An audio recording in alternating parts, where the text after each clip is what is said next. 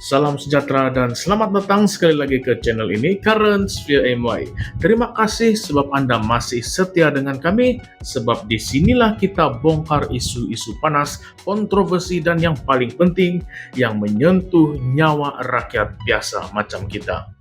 Dalam video kali ini, kita ingin ulaskan pasal satu perkara yang sangat menyedihkan, tetapi dalam masa yang sama sangat-sangat mengecewakan. Satu isu ataupun tragedi kemalangan bas yang meragut 15 nyawa pelajar UPSI baru-baru ini di Gerik.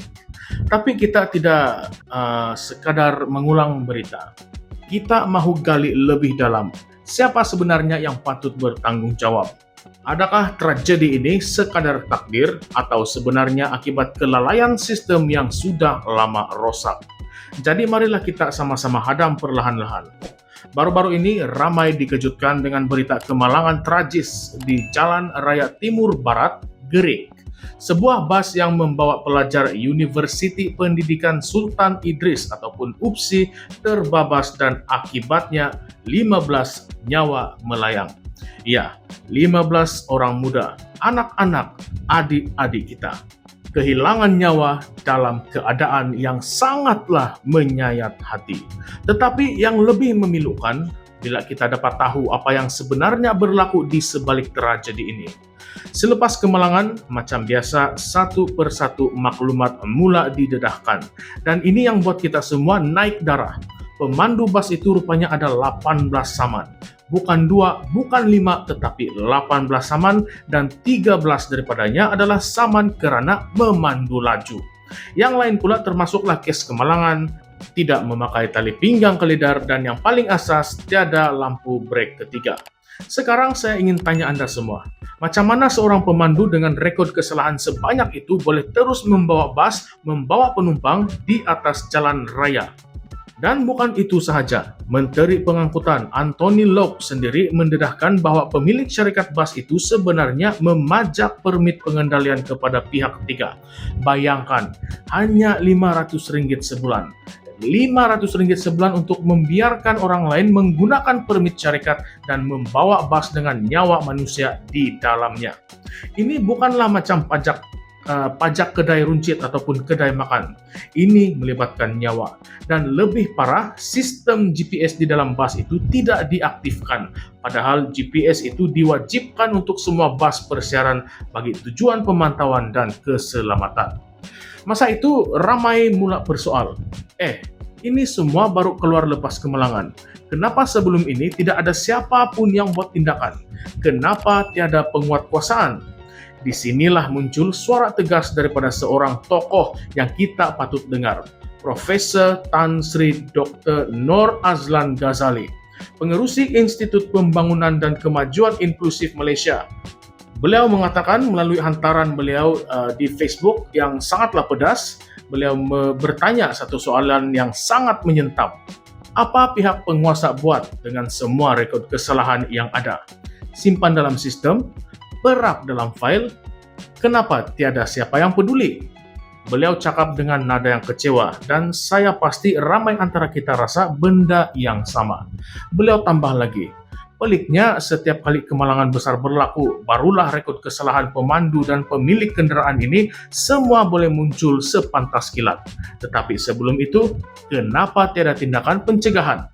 Kenapa tidak ada sistem yang automatik menyekat pemandu ataupun kenderaan bermasalah daripada beroperasi? Coba kamu bayangkan, kalau rekod 18 saman ini diketahui awal dan diambil tindakan, besar kemungkinan bas itu tidak akan dibenarkan bergerak. Dan mungkin 15 nyawa itu masih ada hari ini. Beliau tanya soalan yang menusuk. Siapa sanggup naik bas kalau tahu pemandu ada 13 saman memandu laju, ataupun bas itu tidak aktifkan GPS, ataupun permit dia dipajak pada pihak ketiga? Nah, realitinya tidak ada siapa yang sanggup. Tapi kita semua tidak tahu, sebab sistem kita tidak telus, tidak bertindak, dan tidak berfungsi seperti sepatutnya. Beliau juga sindir menteri dan pihak berkuasa. Ucap terima kasih secara sinis Sebab barulah mau batalkan lesen, baru sekarang mau tunjuk rekod. Tetapi beliau juga dengan tegas berkata, sebenarnya agensi di bawah kementerian itulah yang menyumbang kepada tragedi ini. Sebab mereka gagal memastikan hanya pemandu dan pemilik yang patuh saja dibenarkan beroperasi. Kalau sistem itu ketat dari awal, kita tidak akan berada di dalam situasi ini. Dan isu ini bukanlah kali pertama. Kita masih lagi ingat tragedi Genting Highlands pada tahun 2013.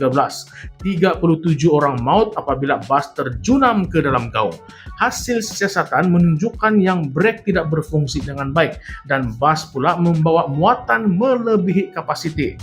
Tahun 2016 pula, kemalangan di Muar meragut 14 nyawa. Pemandu disyaki tertidur, tapi rupa-rupanya bus itu tidak diselenggara dengan baik. Lepas itu diam, tiada perubahan yang menyeluruh, dan ini berulang setiap beberapa tahun. Soalnya, sampai bila?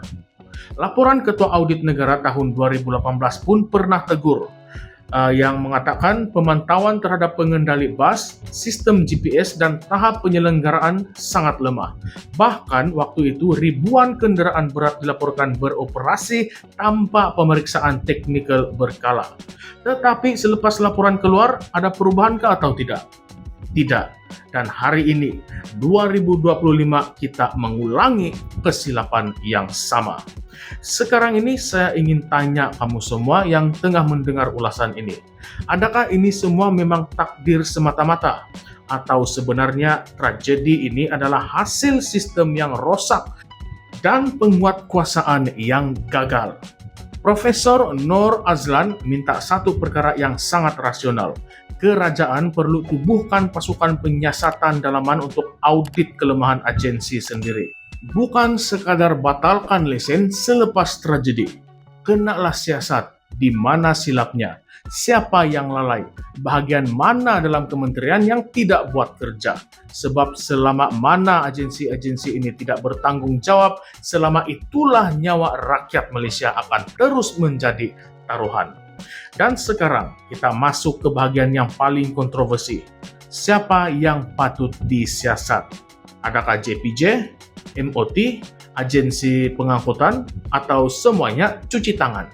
Nah, patutkah kita desak supaya satu Suruhanjaya Siasatan Diraja ataupun RCI ditubuhkan khas untuk menyiasat bukan saja tragedi ini, tetapi seluruh sistem pengangkutan awam di Malaysia?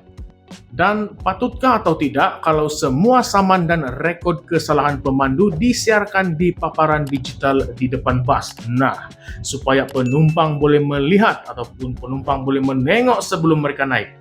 Kita boleh tahu restoran itu bersih sebab ada rating A, B, dan C. Tetapi untuk bus dan pemandu, kita tahu bila sudah terlambat. Patutkah atau tidak kita buat sistem rating keselamatan untuk kendaraan awam dan juga pemandu? Dan satu soalan paling rumit, adakah sistem pajak permit ini sebenarnya lesen untuk membunuh? Kita semua tahu, benda ini sudah lama berlaku. Tetapi kenapa kerajaan tidak betul-betul haramkan? Atau sebenarnya ada tangan-tangan besar yang melindungi operator tertentu? Baiklah, oleh itu saya tinggalkan persoalan ini kepada Anda semua. Komen di bawah, luahkan pendapat Anda. Kalau Anda rasa sistem ini memang gagal, nyatakan. Kalau Anda ada cadangan, kongsikan. Tetapi jangan biarkan isu ini sejuk macam kes-kes lain sebelum ini. Kita perlu teruskan desakan. Demi nyawa rakyat, demi masa depan pengangkutan awam yang selamat di negara kita. Jangan lupa untuk like video ini, kongsikan dengan keluarga dan rakan-rakan Anda, dan tekan butang subscribe. Kita akan terus kupas isu-isu besar negara dengan berani tanpa tapis. Baiklah, sampai kita jumpa lagi. Ingat kawan-kawan, kemalangan mungkin takdir, tetapi kelalaian sistem adalah pilihan. Dan pilihan itu harus kita tentang. Ini Currents VMY, suara rakyat, suara benar. Terima kasih semua, dan salam takziah kepada keluarga yang terkesan.